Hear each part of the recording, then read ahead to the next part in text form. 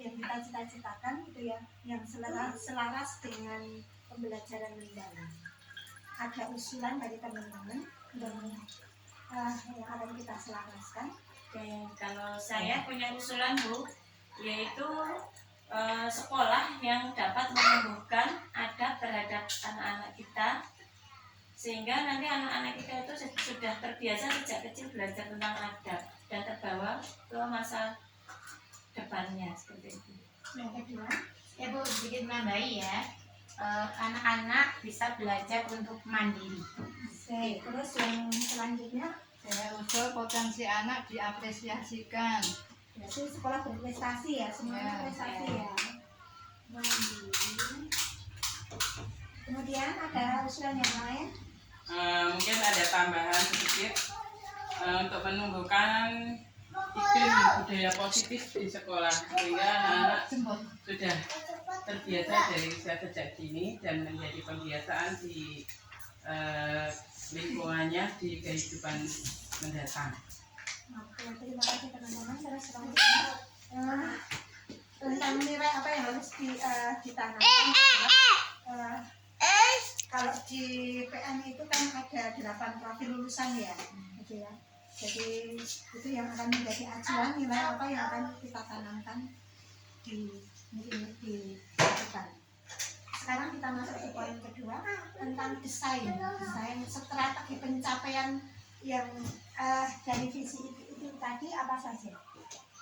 Ada usulan strateginya bagaimana?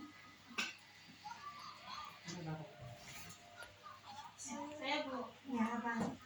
strategi pencapaian dalam belajar, dalam pembelajaran ya, dengan model kelompok, dengan berbagai metode pembelajaran yang berkesadaran, bermakna dan menggembirakan. Berarti nanti terkaitannya jawab, demonstrasi, project seperti itu ya untuk kita selenggarakan. Oke, terima kasih.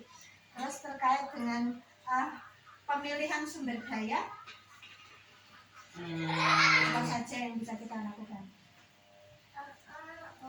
Ini yang dimaksud sumber daya kita untuk pembelajaran apa? Aset sekolah yang bisa kita berdayakan. Yang mau belajar. Kita identifikasi dulu Bu, setelah itu kita petakan identifikasi dan pemetaan potensi PTK atau sumber daya yang ada di sekolah kita itu kita petakan dulu. Jadi potensi semua guru ya berarti besok ya. Jadi nanti kita pilih PJ-nya.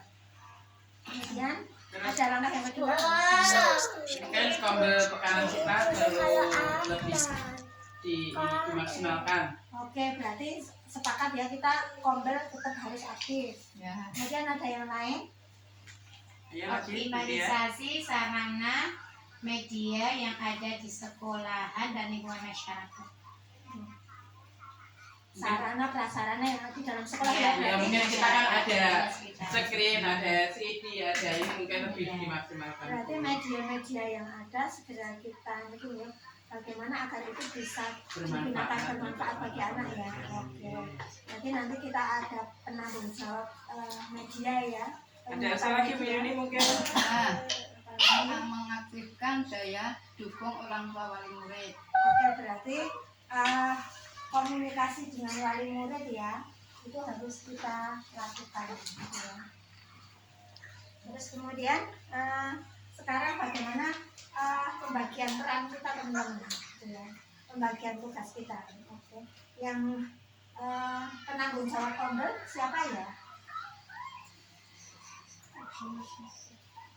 Saya. Oke, yang penanggung jawab kombel Mutia ya. Ya. Penanggung jawab media. Saya Bu. Oke, berarti perlu dirapikan terus kemudian dicarikan alat-alat tambahannya ya Bu Latri ya. Nah, jadi kayak misalnya pasir kinestetik silahkan dibelikan box-box plastik ya. Terus kemudian yang lain juga agar semuanya bisa digunakan secara maksimal oleh anak.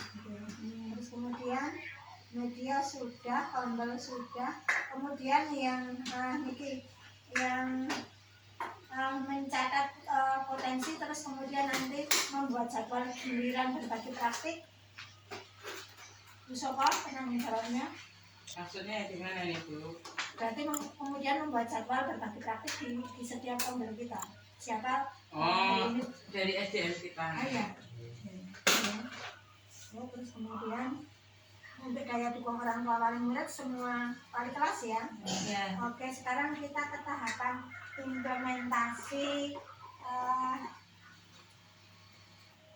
implementasi terhadap ini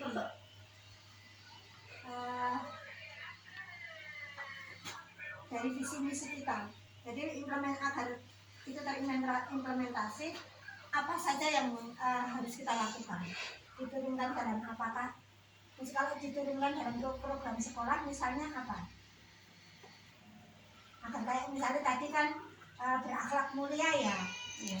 Nah, memiliki adab. Nanti apa yang program sekolah apa yang mungkin bisa kita lakukan? Mungkin melakukan pembiasaan ya. Contohnya pembiasaan berdoa sebelum dan sesudah kegiatan, pembiasaan tahfidz Sampai seperti tapi itu. online masuk ya. Iya. Program sekolah ya berarti ya. Oh. Terus kemudian kalau terkait kita turunkan dalam budaya sekolah ada usulan. Mungkin itu Jumat bersih itu. Oke, Jumat bersih. Jumat bersih. Terus Tentang kebersihan ya. kegiatan. Budaya bersih ya. Iya. Oke, Jumat bersih, budaya bersih. Kemudian Jumat Ibu, berbagi bisa juga. oke. Terus kalau di rencana pembelajarannya berarti langsung masuk di intra semuanya ya teman-teman ya. Oke, sekarang masuk di poin pengukuran adalah nanti kita ke depan tetap akan melakukan peninjauan visi misi, terus kemudian nanti teman-teman bagaimana kita bisa menyiapkan dari ini assessment yang perlu dilakukan adalah harus ada bukti capaian di anak yang harus kita lakukan gitu ya. Yaitu dengan menggunakan apa bisa dilakukan dengan teknik observasi gitu ya. Terus kemudian portofolio ya.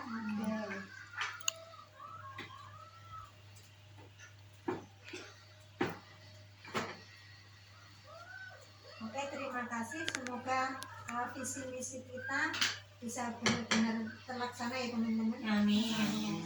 Assalamualaikum warahmatullahi wabarakatuh. Waalaikumsalam warahmatullahi wabarakatuh.